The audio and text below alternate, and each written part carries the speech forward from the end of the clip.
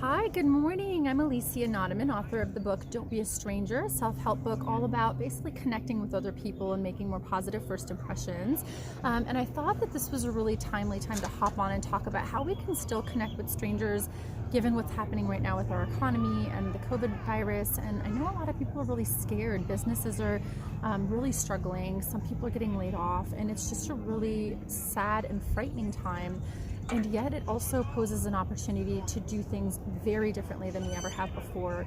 And what do they say? What doesn't kill us makes us stronger, right? And I'm absolutely a firm believer that that is true, that through hardship we can overcome and we can evolve into much stronger versions of ourselves. So how do we, and I want to bring it back to the stranger concept for a moment. If you think about it, you interact with strangers everywhere, every single day, whether it's the person at the gas station, to the telemarketer who calls on the phone, to the person at the grocery store, to the job interview, person who's interviewing, to starting a new class or college or grad school classes and instructors and other students, to new colleagues at a new job, to whether you're a salesperson or in the service industry and interacting with clients and potentially impacting your profit margins. So strangers are people simply that you have not yet met, and everybody encounters those. And strangers are not absent online, right? And so with what's going on right now in the quarantine, and by the way, I'm sitting outside very, very far away from people. I'm at the park with my cute little pup, and that's it. And I'm nowhere near anybody, many feet away. But strangers are everywhere, right? And we can absolutely still practice tools for connecting online. And this is the perfect opportunity to figure out how to do what you do in a very different way. And that's ultimately the mindset of an entrepreneur. It's the mindset of an achiever. It's the mindset of somebody that, the difference between being success-minded and being failure-minded, right? Success-minded, it's about what are the potential failures? Let me plan for them. Let me plan for failure and be proactive about putting in place things that will prevent that from happening. How can I do things I've done in a very different way and think outside of the box? So for me, I have oftentimes worked my business out in the world. I love meeting strangers in person. I love going out, meeting them sitting at a restaurant, meeting them out at the beach, meeting them at the pool, meeting people at a coffee shop. I love random conversations and banter. However, now that I'm quarantining for weeks, I can't do that. And so instead what I've been doing is finding opportunities to meet people through Zoom video conferencing chats. I've been joining Facebook private groups and interacting with people in those groups. So I wanted to read from a chapter from my book, chapter 19, Keeping It Personal Through Technology. Just as I was wrapping up the book, a colleague reminded me to include tips on using technology for nurturing relationships beyond initial encounters. Nothing has taught me more about how to do this effectively and authentically than managing a global online anti-aging skincare business. So below you'll find some tips on how to track, cultivate, and deepen relationships. Because it's not just about collecting people and expecting that they're watching you and following you and paying attention. It's about deepening connections and finding a meaningful way to connect and engage. So an important consideration is electronic etiquette. It is not unusual for people today to use shortcuts when communicating electronically, and yet it is just as important, if not more so, to come across as professional, warm, conscientious, detail-oriented, and polished when relying on a virtual impression. Avoid abbreviations or acronyms. Avoid one-word messages like, hey, what's up? Oh my gosh, please don't do that. I will almost never respond, by the way, if I get messages like that. Missed capitalization or punctuation. Avoid slang and other shortcuts when communicating through text or email, at least for the first few messages when establishing credibility. More polished communication is especially important if following up for professional reasons and in the interest of optimizing first impressions. Once a relationship is established, this is less important, as communication may then become more relaxed and congenial and shared jokes are established. So the notion here is establish a foundation that demonstrates first your character and your integrity, and then be playful and you have that springboard to kind of go off of. The overall theme of using media is to allow it to facilitate communication with a greater number of people more seamlessly and without having it detract from the personal connection. Comment on others' pages and posts in appropriate yet meaningful and positive ways. What do I mean by that?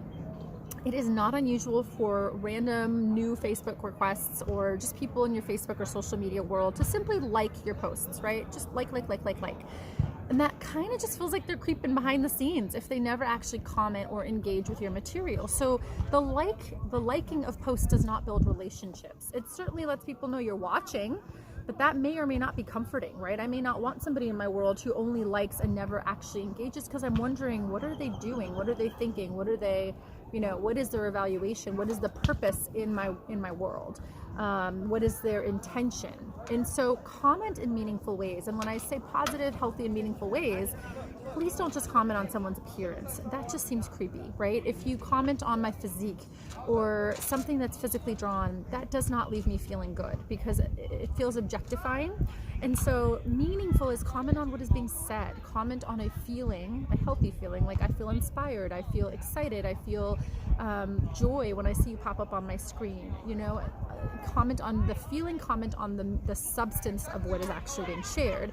And maybe share similar experiences, engage in a dialogue, but remember that this is all on a public forum. And then take it off into private messaging if you want to engage further and deepen that discussion.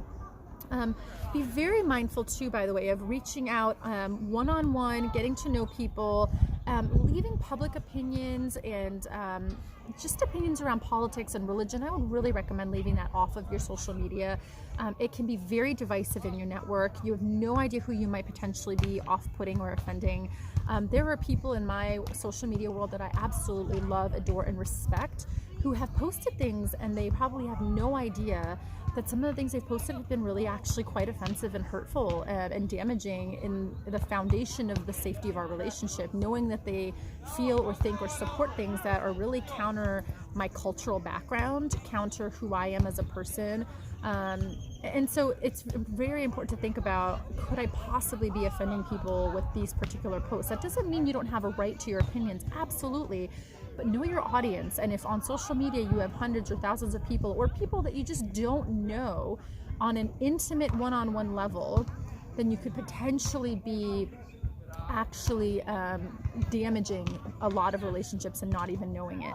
And so be very, very mindful of that. And people may never tell you, by the way, because if you're posting things like that, there's already the beginnings of a lack of safety that you're establishing if you're offending somebody else inadvertently.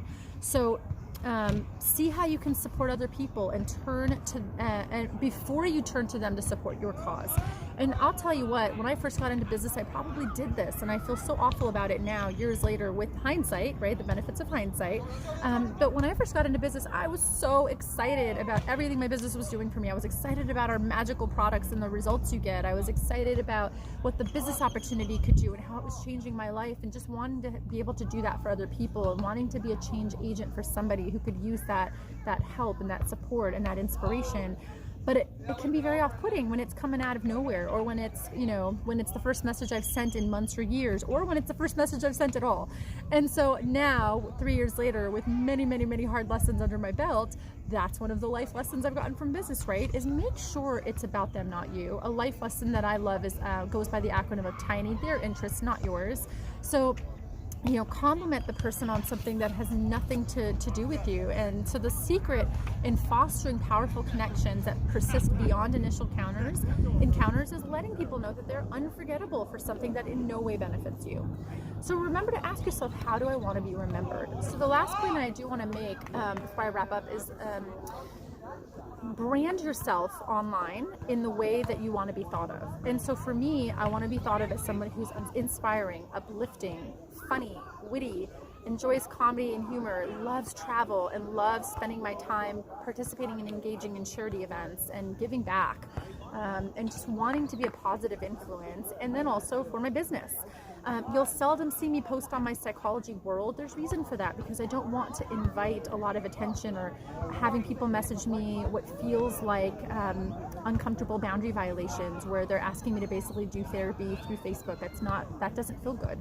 So it's not that I don't carry a ton of pride in my identity as a psychologist, but it's that's not what my social media world is for. My social media is my family, my friends, my inspirations, and my business. And so it's very important to me to make sure that every so many posts, you will see a reminder that, by the way, I also have a business, and I would love if you'd support me. I would love if you'd think of me the next time you're going, everybody has a face, everybody has skin, and most everybody washes their face. So I would simply love to be thought of the next time you're going to purchase your face wash or your skincare. Think of me. Every time you think of me, you're supporting my business. And what do I ultimately do back with my business? I travel, I meet more people, and I give to charity. So when you're purchasing from me, you know that part of that is going to go back to giving back to the community in some ways that I really appreciate and respect being active in. And so that's really all it is. It's letting people know that I am somebody willing to mentor and coach them in a business opportunity that could change their lives the way it's done for me. So joining those Facebook groups, meeting new people, putting myself out there online, and really developing a skill set that I hadn't really prioritized before. You know, my best friend has, I tease her that she has 17 kids that she's adopted, but she has a very full life, and she's one of my cross-sign sisters in my business and runs her business almost entirely online. And yet it was something I shied away from because I really enjoyed the in-person contact. But this current climate with what's going on in the quarantine has forced me to do it a different way. And ultimately that is the trait of a CEO, a chief executive officer, an entrepreneur, is finding different ways to still be successful and not letting setbacks be the end of you, right? So I hope you'll join me. I would love to hear from you if you have thoughts or suggestions for future videos, or if you wanted to simply dialogue about some of the ideas that you might have or putting yourself out there differently. But I encourage you to just think, you know, how can you challenge yourself today? What is one way that you can connect with a stranger, even just sitting in the confines of your home, in a way that feels safe and that feels healthy and that could help set you up and position you to be successful as soon as this thing passes and jump right back in with some really meaningful connections that you've put in place. So in the meanwhile, I hope that you'll consider hopping on Amazon and ordering my book. It's also available through some of the retail stores, but I definitely know you'll find it on Amazon under Don't Be a Stranger. Thanks everybody. Bye.